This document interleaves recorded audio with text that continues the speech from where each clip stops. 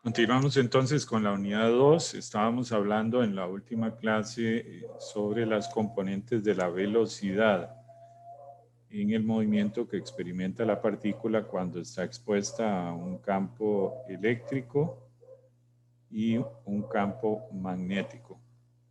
Y lo que dijimos es que la partícula experimenta, en este caso, viendo la dirección de los vectores, experimenta una velocidad hacia abajo, que la llamamos velocidad de deriva o velocidad de desvío. Y entonces obtuvimos las soluciones para la velocidad en X y la velocidad en Y. Y notamos que en este caso específico la velocidad en Y le aparece un término adicional. Entonces vemos que la velocidad en Y tiene un término asociado principalmente al movimiento helicoidal que hace la partícula alrededor de la línea de campo, pero también le aparece un término de velocidad en Y en la dirección negativa, y eso es lo que hace que la partícula se vaya desviando hacia abajo. Claramente tiene su componente en X, pero corresponde también al movimiento circular. Permítame un instante. Voy a poner mute un...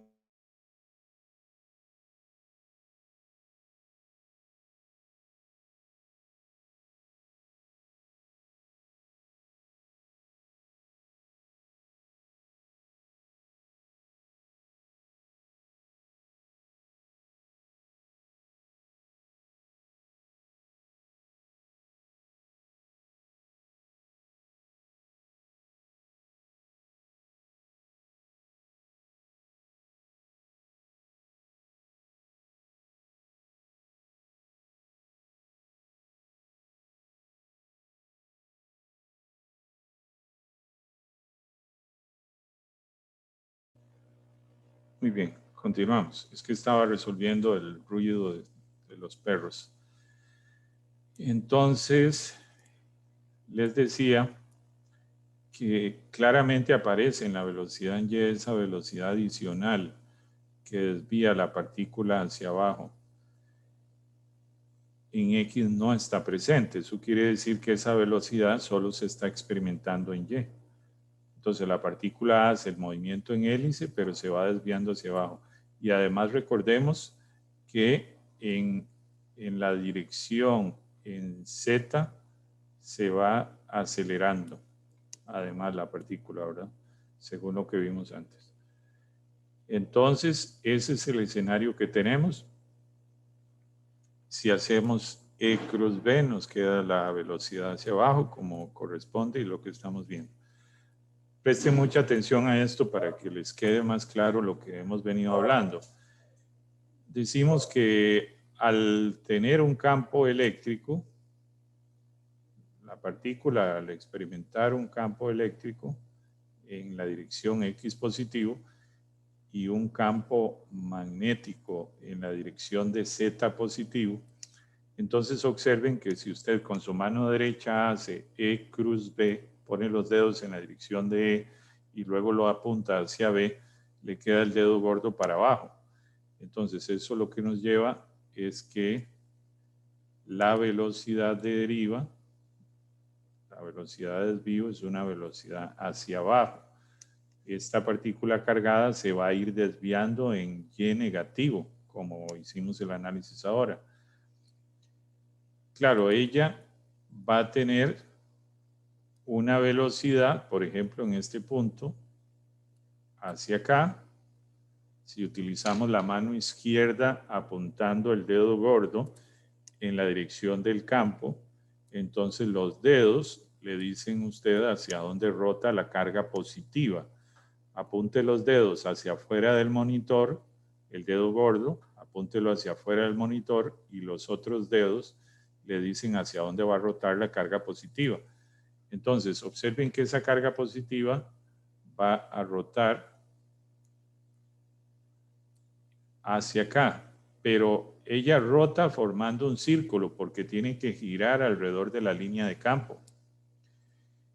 Y entonces pasa lo que ya vimos antes, que ella va rotando y cuando queda su velocidad en dirección contraria al campo eléctrico, se va a desacelerar la partícula, porque una partícula positiva moviéndose contrario al campo eléctrico se desacelera. Entonces ella se desacelera, pero sigue formando el círculo, porque está girando alrededor de la línea de campo, porque siente la fuerza carga V cruz B, siente la fuerza magnética. Luego de nuevo se acelera y entonces vemos que forma el círculo, se desacelera, forma un círculo más pequeño, se acelera y sigue y sigue y sigue. Pero recordemos que el dibujo nos traiciona un poco porque en realidad no es que ella está haciendo la hélice hacia abajo, no. Tendríamos que verlo en 3 dimensiones. En 3 dimensiones veríamos cómo ella va formando la hélice, pero esa hélice va cayendo en menos y. Entonces aquí reforzamos lo que hemos venido hablando, de que la partícula experimenta ese desvío hacia abajo. Ahora quiero que hagamos el siguiente análisis. Vamos a poner aquí en rojo. Ya hemos dicho que la velocidad en X es esto y que la velocidad en Y es esto. Entonces ahora lo que vamos a hacer es sustituyamos esto que tenemos aquí. E a la I omega CT. Recordemos que I es un número complejo que corresponde a raíz de menos 1. Entonces, esta relación nos dice cómo debemos de expresar E a la I de algo. En este caso, ese algo es omega CT, que está aquí. Observen. Entonces, lo que vamos a hacer es sustituyamos esto que estoy encerrando en rojo por esto. Observen, sería donde esto que está aquí como un todo es lo que he llamado cita, ¿verdad? Entonces vean que me quedaría coseno de omega CT más I sen de omega CT. Y luego me queda esto tal cual idéntico. Y me queda este término de aquí. Me queda aquí. Entonces ya llego y multiplico este por este, multiplico este por este, entonces me queda esto así y me queda esto así. Pero observen que aquí me queda un I y aquí me queda otro I. Entonces, I por I daría I cuadrado y recordemos que I cuadrado es menos 1. Entonces, de aquí va a salir un menos 1 y ese menos 1 lo que hace es que invierte los signos que tenemos aquí, el más menos. El más pasa a ser menos y el menos pasa a ser más. Entonces, por eso es que lo expresamos aquí así, de esta manera. Por culpa de ese menos 1, se invierten los signos. Pero I por I da menos 1, y menos 1 es un número real. Entonces, esto que tengo aquí es un número real. Mientras que esto que tengo aquí, como el I queda, y el I no es un número real, es un número imaginario, entonces esto no lo puedo usar porque es un número imaginario. Entonces no lo utilizo. Siempre utilizo solo la parte real, no la parte imaginaria. Entonces el término con el que me quedo es con este. Se invierten los signos, queda V perpendicular, queda sen de omega CT menos esto de aquí. Entonces con eso convertí esa exponencial así un poco rara en algo que depende de la función seno, como para volverla algo más familiar, más a lo que nosotros estamos acostumbrados. Pero entonces vemos cómo la velocidad en Y tiene una variación sinusoidal y tiene una parte que ya bien sabemos que corresponde a la velocidad en menos Y, que es la velocidad que desvía. Muy bien. vuelvo a copiar exactamente esta ecuación, ¿verdad? Simplemente la copio de nuevo. Y entonces, insisto, de que esa es la velocidad y que como esta deriva depende solo de e cruz b partido de b cuadrado, vean que no depende de la carga. Si fuera una carga negativa, el anterior caso era una carga positiva, también va a derivar para abajo. O sea carga positiva o sea carga negativa, ambas se van a ir desviando hacia abajo. Y ambas van a tener esta velocidad en y. O sea, esta velocidad en y que tenemos aquí es para ambas, sea positiva o sea negativa. Porque la velocidad de desvío no depende de la carga. Eso es muy importante tenerlo presente, ¿verdad? Y es lo que se menciona aquí. Ambos electrones o iones se van a desviar hacia abajo en este ejemplo que estamos analizando. Muy bien, ahora vamos a ver esto que necesito que se lo tomen con humor. Los físicos tenemos un muy mal humor cuando hacemos chistes, ¿verdad? Pero esto va a ser algo que vamos a usar durante todo el curso y posiblemente cuando acaben este curso no se les va a olvidar la aproximación de la vaca. Y será algo que más adelante voy a mencionar. Cuando yo diga vamos a usar la aproximación de la vaca, pues usted ya va a tener presente a qué me refiero. Entonces, aprovechando este dibujo, esta imagen, aquí dice, asuma que la vaca es esférica y que además tiene densidad uniforme. Mientras ignoramos los efectos de la gravedad. Entonces, la pobre vaca se volvió una bola, tiene la misma densidad en toda parte y además flota. Y después de eso, asumamos que está en vacío. Ya la pobre vaca ya no va a poder ni respirar. Entonces, ahí dice a los físicos teóricos que cómo es que dormimos en la noche con semejante barbaridad, ¿verdad? O sea, estamos haciendo que la pobre vaca ya se vuelva esférica, uniforme de densidad y además ya no puede respirar y además está flotando. Entonces, con esto lo que me refiero es que nosotros en física solemos hacer aproximaciones. Y esto me lleva a lo siguiente, y quizás lo habrán escuchado ustedes. ¿Cómo un ingeniero calcula el volumen de una vaca? ¿Cómo un físico calcula el volumen de una vaca? Bueno, el físico, con sus aproximaciones, dice, supongamos que la vaca es esférica. Radio, tengo el radio, es una esfera y le calculo el volumen. Listo. Eso hace el físico. El ingeniero lo que va a hacer es sumergir la vaca en un tanque de agua para ver cuánto fluido se desplaza y con eso calcula el volumen. Entonces, con esto lo que quiero es que vean distintos enfoques y que tengan presente que vamos a usar la aproximación de la vaca, que es el enfoque de físico.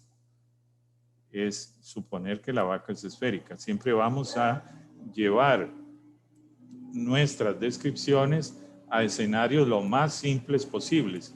Y lo más simple posible aquí es suponer que la vaca es esférica. Eso es lo más simple que podemos hacer. Muy bien.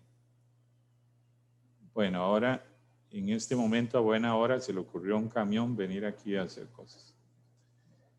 Entonces, sabiendo eso, presten mucha atención a esta parte.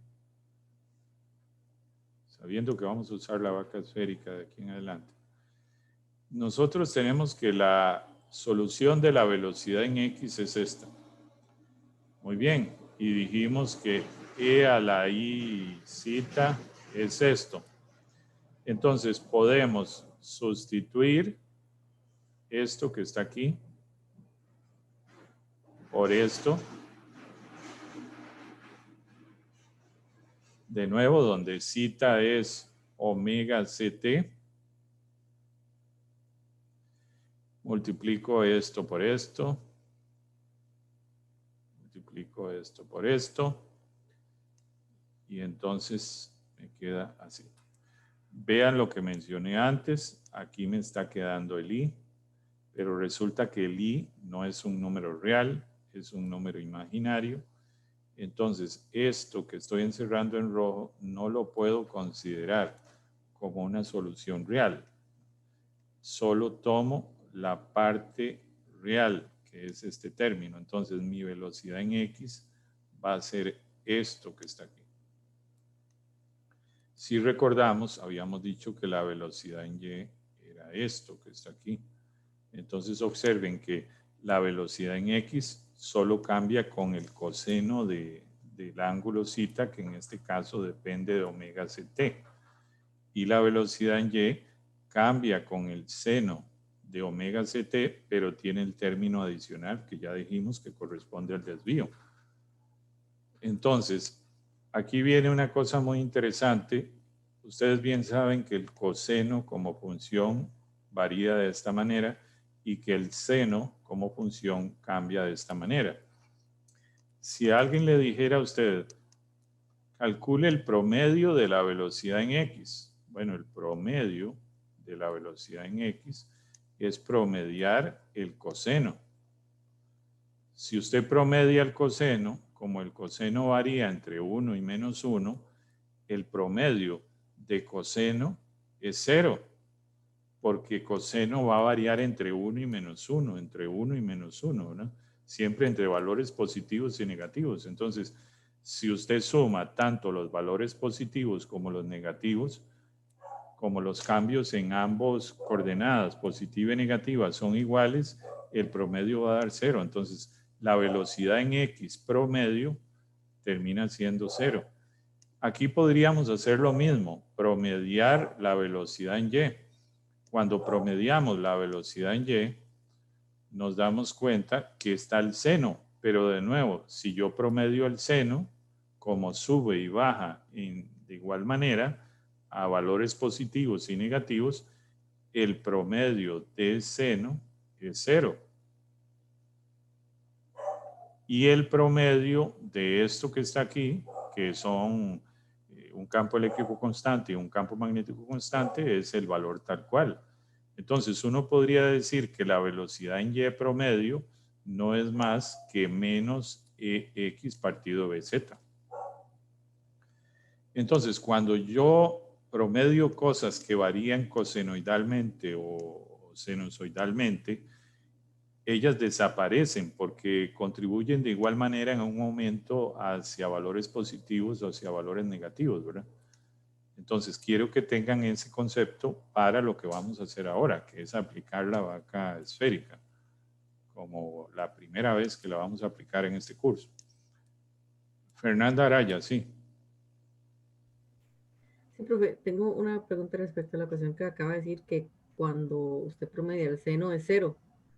Eh, pero mi pregunta es, ¿ese menos es como el número negativo, pero hace una multiplicación o es en sí un menos de la ecuación? No sé si Ajá. me Déjeme ver. porque, Sí, porque si de adelante. ser así sería 0 por ser, si fuera que esa constante se multiplica, que no estoy segura si es así. Usted dice Entonces, en la velocidad en y o en la velocidad en x. en Y. Ah, sí, en y. Digamos, cuando yo promedio velocidad en y, tengo que promediar este y tengo que promediar este. Así, de manera individual. Y este promediado da 0. Y este promediado da lo mismo. O sea, yo lo promedio de manera individual. Yo digo, ¿cuál es el promedio de este? 0. ¿Cuál es el promedio de este? Eso mismo. No es que tengo que multiplicarlos o elevarlos al cuadrado, no. Ah, ok, digamos, es esa parte del seno menos, eh, bueno, esa fracción. Menos esta fracción. Ah, ok, es que pensé que se multiplicaba, por No, eso. no, no, porque es Ok, menos este término, ¿verdad? ok, Entonces yo pensé que el cuando menos era promedio, la fracción. sí es parte de, ¿verdad? Pero yo lo que tengo es este término restado a esto. Ok, sí, ¿Sí? sí, listo. Ok, Gracias. de nada. Entonces, presten mucha atención a esto para que vean, ya vamos a ir aterrizando a cosas. El escenario que hemos analizado es que el campo magnético está en Z. Bien, que el campo eléctrico está en X y en Z. Tengo mi ecuación de movimiento que tiene fuerza eléctrica y fuerza magnética. Dijimos, presten mucha atención a esto, que la velocidad en X está dada de esta manera y que la velocidad en Y está dada de esta manera. ¿Qué tal si derivamos la velocidad en X? Entonces la derivada de la velocidad en X es Vx punto. Y como estamos derivando respecto al tiempo, la derivada de esto, pues no es más que I omega C, porque ustedes bien saben que la derivada de E a la algo no es más que I a la algo, ¿verdad? Multiplicada por la derivada de eso que tenemos aquí. La derivada de esto respecto al tiempo es I omega C. Entonces aquí yo lo que tengo es la derivada de Vx. ¿Qué es la derivada de Vx? La aceleración en X. La aceleración en X. Recuerden ustedes que la derivada de la velocidad respecto al tiempo es la aceleración. Entonces, masa por aceleración, eso es fuerza. Pero esto que tenemos aquí varía con un coseno y con un seno. Entonces, si yo a esto le calculo la aceleración promedio, que me llevaría a la fuerza promedio, me obligaría a promediar el coseno y a promediar el seno. Pero de nuevo, el promedio de coseno es 0 y el promedio de seno es 0. Por lo tanto, el promedio de la aceleración es 0, porque el promedio de esto es 0. Entonces, la aceleración promedio es 0. Por tanto, la fuerza promedio en X es 0. O sea, si usted calcula la fuerza promedio en X en un movimiento circular como este, la fuerza promedio le da 0. Y ya voy a mostrarles un poquito gráficamente esto. Ahora, si hiciéramos lo mismo en Y, voy a usar otro color para que quede mejor. Si hiciéramos lo mismo en Y, entonces yo derivo Vy, me da Vy punto. Claramente esto que está aquí es una constante, la derivo da 0, desaparece, y derivo esto. Me quedaría más o menos I V perpendicular, la derivada de esto que es I omega C por E a la eso. Y de nuevo, como esto depende de coseno y depende de seno, si yo promedio la aceleración en Y, es promediar esto, y el promedio de coseno y el promedio de seno es 0. Por tanto, la aceleración promedio en Y es 0. Quiere decir que la fuerza promedio en Y es 0. Ahora voy a tratar de ponerlo gráficamente para que lo entiendan mejor. Suponga que usted pone la partícula está ahí. La partícula está aquí. La partícula luego en otro instante está aquí. Y la partícula en otro instante está aquí. Entonces voy a poner en colores, vamos a ver, en rojo. En rojo voy a poner la velocidad, vamos a ver cómo lo hago. Para hacerlo, ok, voy a poner, permítanme ver, ok, voy a ponerlo así. Eso va a ser la aceleración en X. Y ahora voy a poner en otro color la aceleración en Y. Y voy a poner, vamos a ver en qué color quedaría bonito. Este es el vector aceleración neto. hacia el centro, porque es fuerza centrípeta, ¿verdad? Entonces, si me voy al otro lado, hay una componente de aceleración en esta dirección. Ahora me voy a ir aquí. Hay una componente de aceleración para abajo.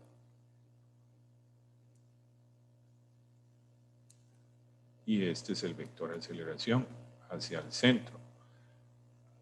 Voy a seguir haciendo esto porque es muy importante para entender lo que quiero que vean. Hacia ahí va la aceleración. Esta es la componente de la aceleración en X. Esta es la componente de la aceleración en X para este caso. Y esta es la componente de la aceleración en Y. Y esta es la componente de la aceleración en Y. Entonces yo les pregunto ahora, observen ese dibujo. Todos los verdes tienen la misma magnitud. Todos los rojos tienen la misma magnitud. Claramente tienen direcciones diferentes, pero todos tienen la misma magnitud. Si usted suma todos los vectores verdes, ¿cuánto da? 0. Tengo 2 para abajo y tengo 2 para arriba. 0.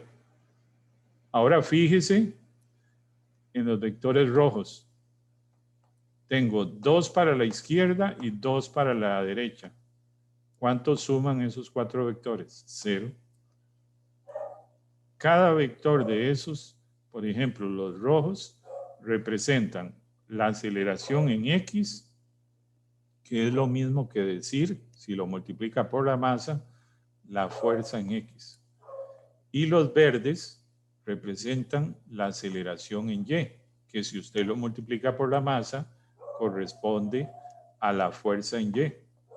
Entonces, si usted hace sumatoria de fuerzas, que es lo que usted tiene que hacer para calcular un promedio, sumar todas las fuerzas, ya observe que esa suma de fuerzas, en el caso de las fuerzas en Y verdes, da 0. Y la suma de fuerzas, en el caso de las fuerzas en X, da 0.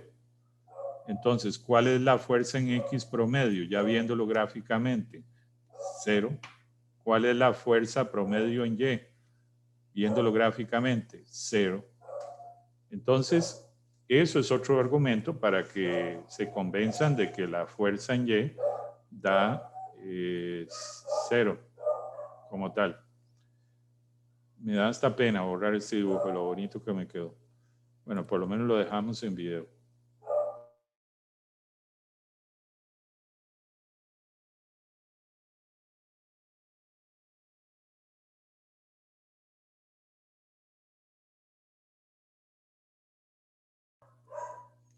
Bueno, perdonen, es que hoy estos perros se alteraron completamente. Entonces, esto nos lleva a lo siguiente. Aquí es donde quiero que pongan atención, porque vamos a llegar a un punto importante.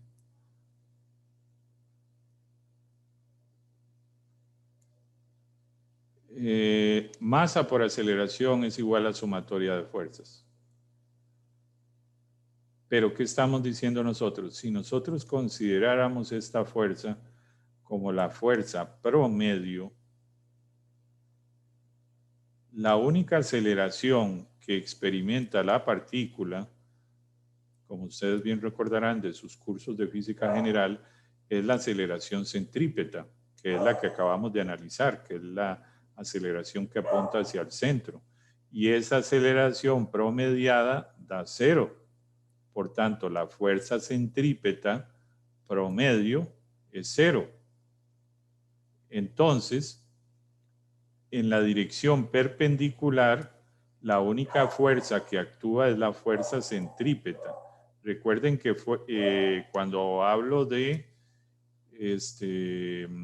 dirección perpendicular, es ese plano, en este caso XY, donde se forma este círculo, ¿verdad? Eso es lo que llamo el plano perpendicular. ¿A qué? Al campo magnético. Entonces, en este plano XY, la única fuerza que experimenta la partícula es centrípeta, nada más. Y yo me estoy concentrando en ese plano. Entonces, en ese plano, la fuerza centrípeta promediada da 0 por los argumentos que ya dijimos. Entonces, yo todo esto lo cambio por un 0. Porque sé que la fuerza promediada da 0. Y me queda entonces 0 es igual a esto. Esta carga, pues si la paso a dividir aquí, ya no está. Queda 0 partido por carga, que es igual a 0. Y ahora este lo paso para acá. O que es lo mismo, hacerlo al revés, más bien era este el que lo pasaba para acá. Con lo cual queda negativo. Ahora lo que voy a hacer es que multiplico ambos lados por el campo magnético. Este es otro truco que en cálculo vectorial se suele hacer, ¿verdad? Multiplico ambos lados por el campo magnético. Y entonces, observen, me queda E cruz B y me queda esto que está aquí. Ahora, presten mucha atención a esto. Recordarán ustedes de análisis vectorial que A cruz B es igual a menos B cruz A. Entonces, si yo tomo esto como un todo y lo cambio de lugar y lo paso para aquí adelante, me va a quedar B de primero y luego me queda V cruz B. Pero le cambié el signo porque al cambiar de posición, esto me cambia de signo completamente. Entonces, lo que me queda es que E cruz B, y aquí voy a usar otro color para poder distinguirlo, E cruz B queda aquí. Y al otro lado, al cambiar este para acá y este para acá, este signo desaparece, me queda B cruz V cruz B. Y recordarán ustedes que esto es un triple producto vectorial que se puede obtener de esta manera. Entonces, yo lo que hago aquí es sustituir lo siguiente. Este es lo que llamaríamos el equivalente a, este es lo que llamaríamos el equivalente a B, y este es lo que llamaríamos equivalente a C. Entonces, nuestra fórmula de vectores me dice que tome B, B es V, luego A, que es B, luego C, que es B, luego B, perdón, ya se me perdió, ya me perdí aquí, luego C, que es B, luego A, que es B, y luego B, que es V. Entonces me queda así. Yo sé que B punto B es B cuadrado y B punto V es lo mismo que V punto B. No cambia y no afecta en nada. Entonces le cambié el sentido por un tema de lo que vamos a hacer ahora. Pero la expresión que obtengo es esta. Entonces, observen lo que vamos a hacer ahora y con eso vamos a terminar la clase de hoy. Voy a copiar de nuevo esta expresión. La copio. Idéntica. Como yo sé que el vector velocidad tiene dos componentes. Tiene una velocidad perpendicular y tiene una velocidad paralela.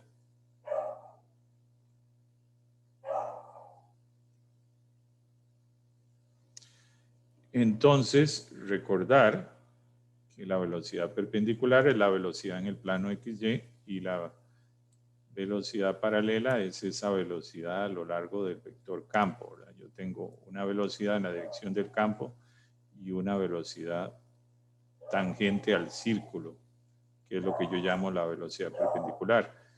Y el vector velocidad es la suma de esos dos, que será este vector. Entonces, claramente la velocidad perpendicular forma un ángulo de 90 con el campo magnético y la velocidad paralela, por eso se llama así, es una velocidad que forma un ángulo de 0 con el campo magnético. Entonces, si tomáramos esta expresión y la analizáramos solo con la componente de la velocidad perpendicular, esto sería, tomemos solo la componente perpendicular aquí y la componente perpendicular aquí. Este término que está aquí nos quedaría V perpendicular producto escalar campo. Si ustedes se acuerdan, cuando los dos vectores son perpendiculares, el producto escalar da 0 y claramente lo son porque la velocidad perpendicular y el campo magnético forman un ángulo de 90. Entonces este producto escalar da 0 y este término desaparece. Por tanto, entonces nos queda nada más el E cruz B, que está aquí, y nos queda V perpendicular B al cuadrado. Vamos a llamar esta V perpendicular V sub E, que es la etiqueta que le hemos puesto a la velocidad deriva. Y observen que ahora podemos despejar pasando este B cuadrado aquí, y entonces nos quedaría así. E cruz B partido B cuadrado, que es la fórmula que yo les había venido mostrando, pero que no la habíamos demostrado. Si vemos en términos de unidades, el campo eléctrico tiene voltios partido de metro y el campo magnético tiene teslas, pero observen que un tesla tiene unidades equivalentes a 1 voltio por segundo partido de metro cuadrado. Entonces, si usted sustituye esto aquí y hace análisis dimensional de unidades, le va a dar metro por segundo. Por tanto, campo eléctrico partido de campo magnético da velocidad, que es metros por segundo. Y entonces esto es lo que llamamos la deriva de cruz B. Para terminar, para que se lleven algo interesante. Yo sé que estar viendo tantas deducciones de ecuaciones, uno se vuelve loco y dice, ¿para qué sirve esto? Bueno, observen que si yo tengo dos imanes con un norte y un sur, entonces yo podría, bueno, vamos a ponerlo aquí en un color, ahora no me acuerdo muy bien, pero tendríamos las líneas de campo magnético en una dirección, y si pongo una plaquita con un potencial negativo y otra con un potencial positivo, es decir, un voltaje entre las placas, entonces ahí voy a tener un campo eléctrico que va a apuntar en esta dirección. Muy bien. Entonces, el rojo, el vector rojo corresponde a B, hacia donde apunta B. Y el vector azul corresponde al campo eléctrico. Si usted hace E cruz B,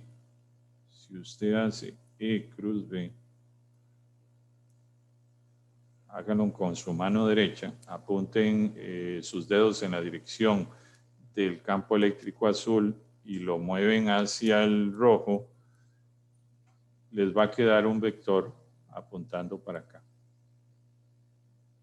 Entonces, ¿a qué voy con esto? Imagínense que usted, y así va a ser, genera esto en condiciones de vacío, hace este montaje experimental, decirles que ya lo hemos hecho en el laboratorio. Si usted lo pone esto en vacío, pone el campo eléctrico con una fuente DC, puso los dos imanes, se le va a formar un plasma en medio, pero ese plasma va a seguir el camino del vector verde, es decir, va a salir expulsado en la dirección del vector verde. Esto que tengo aquí como un todo, ¿qué es? Un motor de plasma. Esto es un motor de plasma. un motor de plasma E cruz B. Entonces, con eso, y justo dije las últimas palabras ya cuando sonó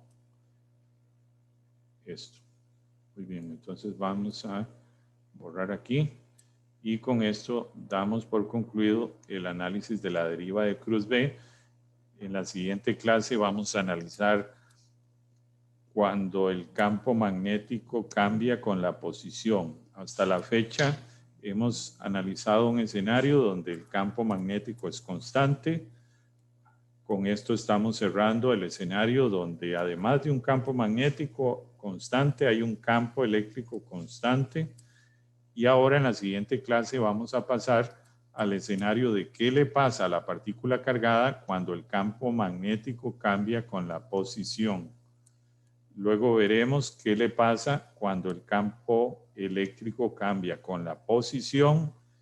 Luego pasaremos a ver qué le pasa cuando el campo eléctrico cambia con el tiempo. Y por último cerraremos qué le pasa cuando el campo magnético cambia con el tiempo. Y con eso vamos a concluir el análisis de las partículas cargadas en movimiento expuestas a campos eléctricos y magnéticos.